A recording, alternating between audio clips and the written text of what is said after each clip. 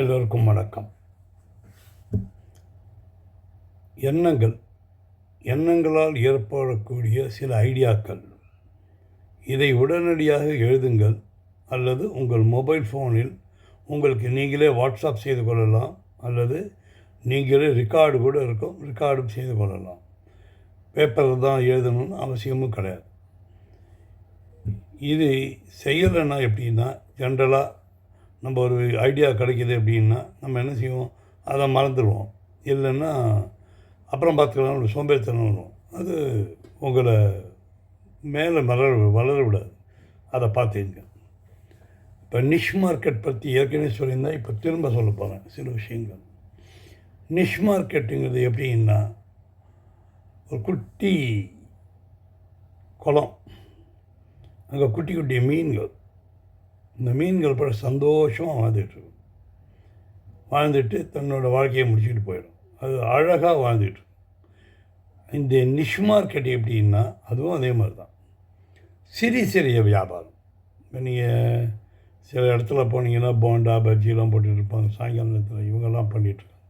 இதையெல்லாம் நிஷ் மார்க்கெட் அப்படிப்பாங்க. சின்ன சின்ன கடைகள். இது எப்படின்னா, இந்த சின்ன மீன்கள் பல லட்சங்களை சம்பாதிச்சிட்ருக்கோம். அது உங்கள் கண்ணுக்கே தெரியாது. என்னடாமல் சாதாரணமாக ஒரு லுங்கி கட்டிகிட்ருக்கான், ஒரு பனியன் போட்டுட்ருக்கான், இவன் அப்படி தான் சம்பாதிக்க முடியும் அப்படின்னு நீங்கள் நினைக்கிறீங்க இல்லையா? அவனுடைய உழைப்பும் அழுக்கும் தான் அவனை கோடீஸ்வரன் ஆகி வச்சிருக்கிறது, லட்சாதிபதி ஆக்கி வச்சிருக்கிறது. இதோ இப்போ நீங்கள் இது என்ன ஒரு சின்ன வியாபாரம் தானே நினைக்கிறீங்க. அங்கே தான் பணமே கொழிச்சு கொட்டுது. அப்படி இது கவர்மெண்ட்டுக்கு தெரியாதா அப்படின்னு நீங்கள் ஒரு கேள்வி கேட்கலாம். உண்மை, கவர்மெண்ட்டுக்கு தெரியும். ஆனால் அவங்கள வாழ விடுவாங்க. என்ன காரணம் அப்படின்னா, அவங்க உங்களை கவர்மெண்ட்டை தேடி வேலை கேட்கலையே. அவங்க என்ன செய்கிறாங்க, நீங்கள் சாயங்காலம் ஆச்சுன்னா சில கடையெல்லாம் பார்த்தீங்கன்னா இந்த ஒரு 7-8 பேர் வேலை செய்வாங்க. அவங்க பாட்டு இந்த பஜ்ஜி, போண்டா, சமோசா, சென்னா சுண்டல், அப்புறம் பட்டாணிகள், அப்புறம் கடலை சுண்டல், என்னென்னவோ சின்ன தின்ற சாமானில் வச்சுக்கிட்டு இருப்பாங்க. எல்லா விலையெல்லாம் பார்த்திங்கன்னா 15 ரூபா, 20 ரூபா, 30 ரூபா, இதுக்குள்ள தான். இது எல்லாரோட வயிற்று பசியும் தீர்க்கும். சாயங்கால நேரத்தை பசியை தீர்க்கும். பல ஏழைகள் இதை வச்சு தான் சாப்பிட்டுட்டு வாழ்க்கையை ஓட்டிகிட்டு இருக்கவங்க இருக்காங்க. இப்போ அவன் கூகுள் பே வச்சுருப்பான், பேமெண்ட்டு கேஷாக வாங்குவான், எல்லாம் பண்ணுவான். நீங்கள் அவனோட இன்கம் எப்படி வருதுங்கிறது ரொம்ப ஈஸி. ஒரு ஆள் 30 ரூபா சம்பாதிக்கலான்னு வச்சுக்கிங்க. நீங்கள் ஒரு மணி நேரம் அந்த கடையிலே 2 மணி நேரம் அந்த கடையில் நின்று எத்தனை பேர் என்னென்ன வாங்கின்னு போகிறானுங்க, என்னென்ன சாப்பிட்றான். அவன் 100 ரூபாய்க்கு கூட வாங்குவான். அதெல்லாம் விட்டுருங்க. அவனுக்கு இன்கம் ஒரு 30 ரூபானே வச்சுக்கிங்க. கணக்கு போட்டு பாருங்கள். அவன் 12 மணி நேரத்துக்கு எவ்வளோ சம்பாதிக்கலான்னு பாருங்கள். பார்த்திங்கன்னா அவன் பாட்டு ஒரு சின்ன கடையாக வச்சுக்கிட்டு ஒரு 30,000-40,000 50,000, சில பேர் லட்சக்கணக்கில் சம்பாதிச்சுன்னு தான் இருக்காங்க. இவங்களோட ஒரு கால் சென்டரில் போய் இவங்களோட இதை போய் பார்த்திங்கன்னா, ஒரு கால் சென்டரில் ஐடி படிச்சுட்டு காலையில் போயிட்டு இவங்க இன்ஜினியரிங் படிச்சுட்டு ஐடிலாம் படிச்சுட்டு இவங்க போய் சம்பாதிக்கிறத விட இவங்க சம்பாதிக்கிற பணம் மிக அதிகம். இது எல்லாருக்குமே தெரியும், கவர்மெண்ட்டுக்கே தெரியும். இப்போ கூட சமீபத்தில் நியூஸ் பேப்பர் பார்த்துருப்பீங்கன்னு நினைக்கிறேன். அவங்க என்ன செய்கிறாங்க, ஒரு பானிபூரி விற்றவங்களுக்கு 36 லட்சம் ரூபா ஜிஎஸ்டியிலேருந்து லெட்டர் போயிருக்கு. என்னையா இப்போ தானே சொன்ன கவர்மெண்ட்லேருந்து. அவங்க விட்டுட்டாங்க, அதெல்லாம் விட்டுருவோம். ஆனால் அந்த அளவுக்கு உனக்கு எப்படா பணம் வருதுன்னு பார்த்தா அவன் சொல்கிற பானிபூரி தான் சார் விற்கிறேன் நான் அப்படிங்கிறான். ஸோ அந்த கொஸ்டின் என்ன அப்படின்னா, இதில் விஷயம் என்னென்னா, அவனால் 36 லட்ச ரூபா சம்பாதிக்க முடியுது வருஷத்துக்குன்னே வச்சுக்கலாம். அப்போ 36 லட்ச ரூபா இல்லை, 3 லட்ச ரூபா வருது. பாதி லாபம்னா 1.5 லட்ச ரூபா அவனோட இன்கம் ஆச்சு. அவன் எவ்வளோ பெரிய ஆள். நீங்கள் அந்த மாதிரி சிந்திச்சு பாருங்கள். எதையுமே நீங்கள் யோசனை பண்ணி பார்த்தீங்கன்னா பல விதங்கள் உங்களுக்கு பல விதமான ஐடியா மட்டும் இல்லை, பல வித யோஜனைகள். இன்றைக்கி எத்தனை ஒரு கடைக்கு போனீங்கன்னா எவ்வளோ சாமான்கள் தேவைப்படுது. இது யாரோ ஒருத்தன் போட்டுன்னு தானே இருக்கான், பண்ணிக்கிட்டு தானே இருக்கான். அவனை நினச்சி பாருங்கள். ஒரு உங்களுடைய வெற்றிங்கிறதே எப்படி அப்படின்னா, நீங்கள் சிந்திக்க ஆரம்பிக்கும் போதே அந்த வெற்றி உங்களை தேடி வர ஆரம்பிச்சிருச்சு. நீங்கள் சிந்தித்து அதை செயல்படுத்த ஆரம்பிக்கும் போது வெற்றி செடி ஆகிடுது.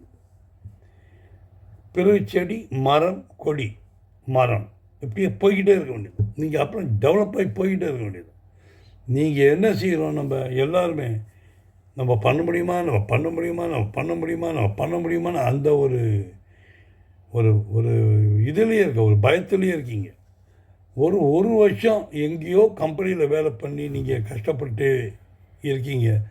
அங்கே விட்டுட்டு ஒரு வருஷம் நீங்கள் கஷ்டப்பட்டீங்கன்னா உங்களுக்கு தேவையான காசு வர ஆரம்பிச்சிடும். இந்த நிஷ் மார்க்கெட்டில் பல மீன்கள் மிக சௌகரியமாக வந்துட்டுருக்கு.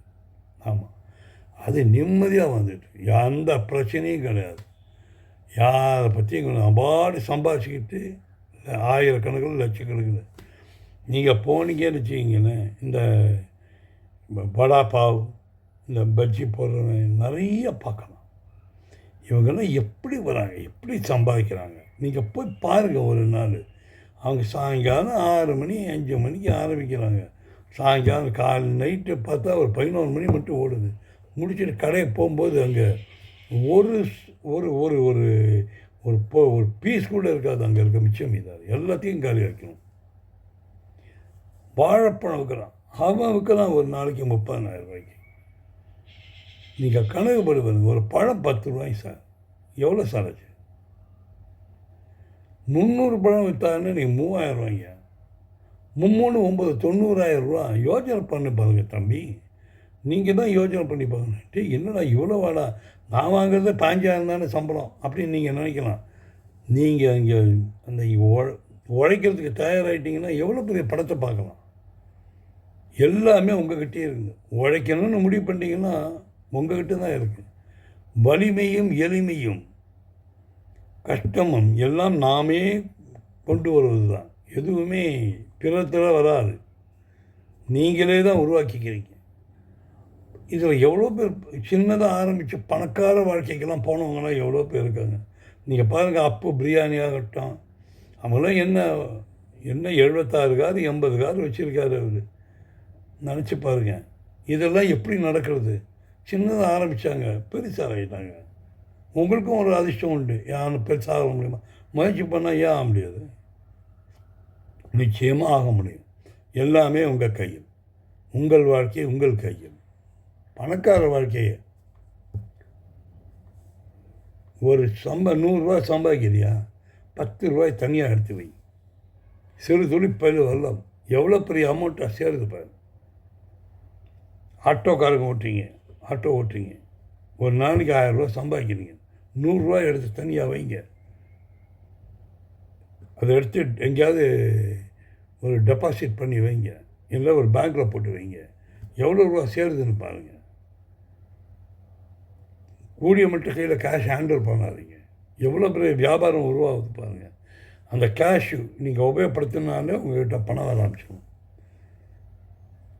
கேஷு தான் செலவாகும். கேஷுனால் ஐஸ் மாதிரி அப்படி கையில் வச்சா அப்படி உருகி போயிடும். நீங்கள் அந்த ஐஸ் கட்டியை கையில் வச்சுக்காதீங்க. அதை கொண்டு போய் பேங்க்கில் போடுங்க. அது அப்படியே இருக்கும். வாழ்க்கை உங்கள் கையில் தான் தம்பி இருக்குது. முயற்சி செய்வேன், உழைப்பேன் உழைப்பிச்சு பாரு. பதவி என்ன, பந்தா என்ன, எல்லாமே உங்களை தேடி வரும். வெற்றி உண்டாகட்டும். நன்றாக இருங்கள்.